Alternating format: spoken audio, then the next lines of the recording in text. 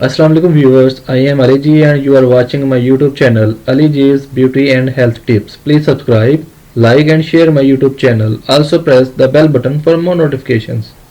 दोस्तों, आपकी पुरज़ोर फरमाइश पर आज मैं मुंह की बदबू दूर करने का आसान टोटका लेकर हाजिर हुआ हूँ। मुंह से बदबू आना या सांसों का बदबूदार होना बहुत ही तकलीफदेह और परेशान करने वाला मसला है।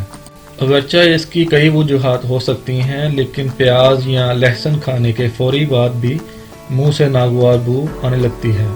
नाज़रीन, इसका हल बहुत ही सादा और आसान है।